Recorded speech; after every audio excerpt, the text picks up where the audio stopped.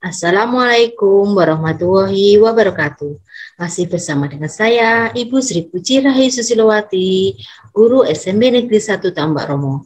Pada video belajar kali ini, saya ingin menyampaikan materi kelas 9 semester 2, yaitu mengenai atom dan partikel penyusunnya. Oke, saya share screen terlebih dahulu.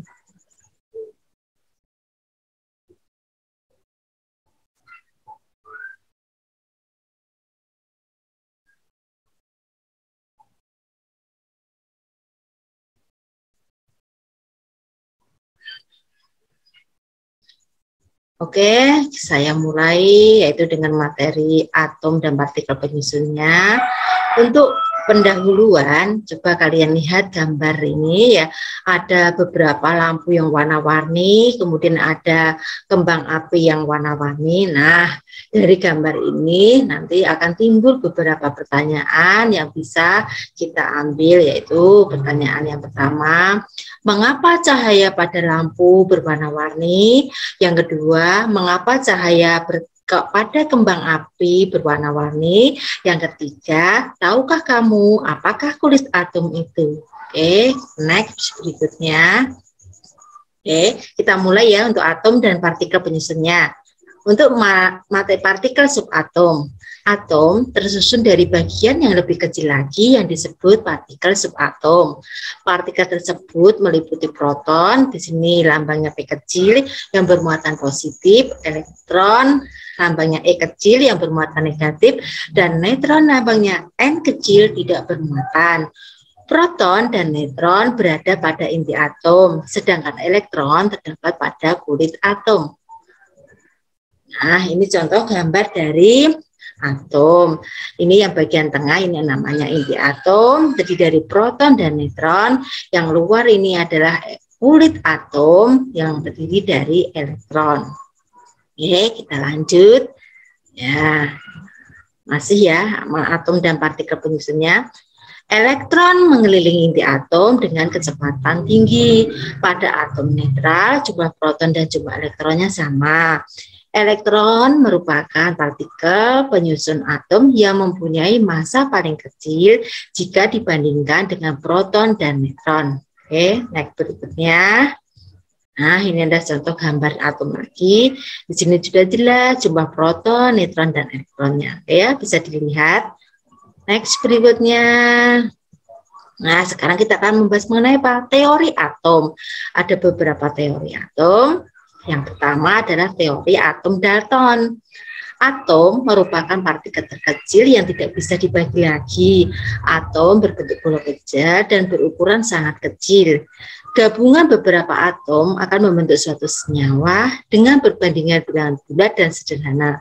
Atom tidak dapat diciptakan atau dimusnahkan karena adanya reaksi kimia yang merupakan pemisahan, penggabungan, atau penyusunan kembali atom-atom. Suatu unsur tersusun dari atom-atom yang sama. Suatu senyawa tersusun dari atom-atom yang berbeda sesuai unsur penyusunnya. Teori berikutnya yaitu teori atom Thomson. Nah, ini dia. Isi dari teori atom Thomson yaitu atom merupakan bola kecil yang bermuatan positif dan di dalamnya tersebar elektron yang bermuatan negatif. Teori ini disebut juga sebagai teori roti kismis. Nah, mengapa demikian? Karena roti digambarkan sebagai atom yang bermuatan positif dengan melekatnya kismis di sekeliling roti yang digambarkan sebagai elektron yang bermuatan negatif. Oke, next berikutnya yaitu teori atom Rutherford. Elektron yang bermuatan negatif bergerak mengelilingi atom yang bermuatan dengan kecepatan yang sangat tinggi. Atom mempunyai inti atom, di sini bermuatan positif yang menjadi pusat massa atom. Penyebaran partikel alfa tidak dipengaruhi oleh awan elektron. Sebagian besar dari atom merupakan permukaan yang hampa atau kosong. Sebagian kecil partikel alfa yang lewat akan dibelokkan dan sedikit sekali dipantulkan. Sebagian besar lainnya tidak mengalami pembelokan atau hambatan. Nah, next berikutnya yaitu teori atom Bohr. Atom terbentuk dari sebuah inti yang memiliki muatan positif yang dikelilingi oleh elektron yang menyerupai lintasan.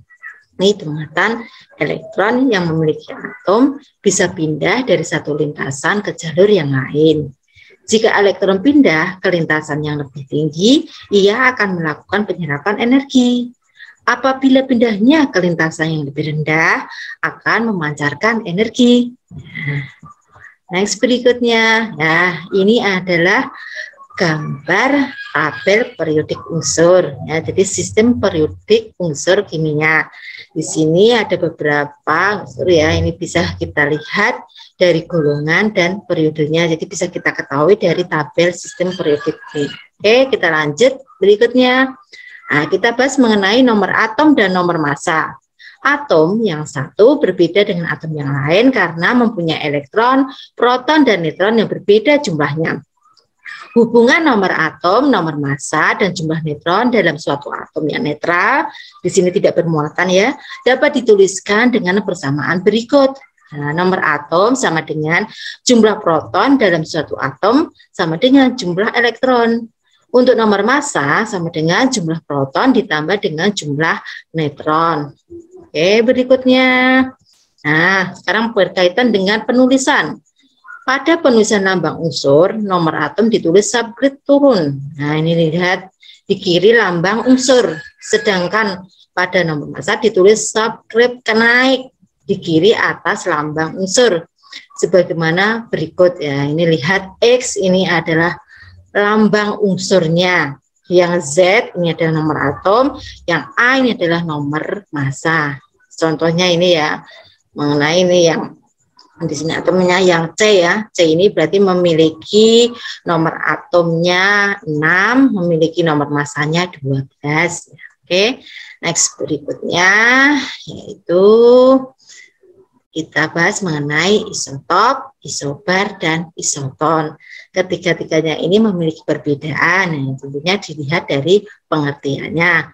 Yang pertama yaitu untuk isotop itu apa? Atom-atom yang memiliki nomor atomnya sama tetapi nomor massanya berbeda. Untuk isobar, atom-atom yang memiliki nomor massa sama tetapi nomor atomnya berbeda. Yang terakhir isoton, itu adalah atom-atom yang memiliki jumlah neutron sama tetapi jumlah protonnya berbeda. Oke. Ini ada satu contoh soal ya, jadi satu contoh soal yang terkait dengan atom partikel ya. Di sini coba kita baca bersama. Partikel terkecil penyusun materi yang sudah tidak dapat dibagi lagi disebut bla bla bla. Yang A ion, B atom, C kation, D anion. Nah, apa kira-kira jawaban kalian? Silahkan kalian jawab sesuai dengan apa yang saya uraikan di atas. Oke. Next berikutnya. Oke, sebelum saya tutup atau sebelum saya akhiri, ada kata-kata motivasi dari saya untuk para siswa kelas 9. Yang pertama, jangan pernah takut mencoba sesuatu yang baru. Yang kedua, ilmu tidak akan berguna jika tidak kita terapkan. Yang ketiga, tetap terus berkreasi, oke? Tetap berkreasi, tetap semangat. Demikian pemaparan dari saya mengenai materi kelas 9 semester 2, yaitu mengenai atom dan partikel penyusunnya. Saya akhiri. Wassalamualaikum warahmatullahi wabarakatuh. Oke. Terima kasih. Salam sehat Indonesia.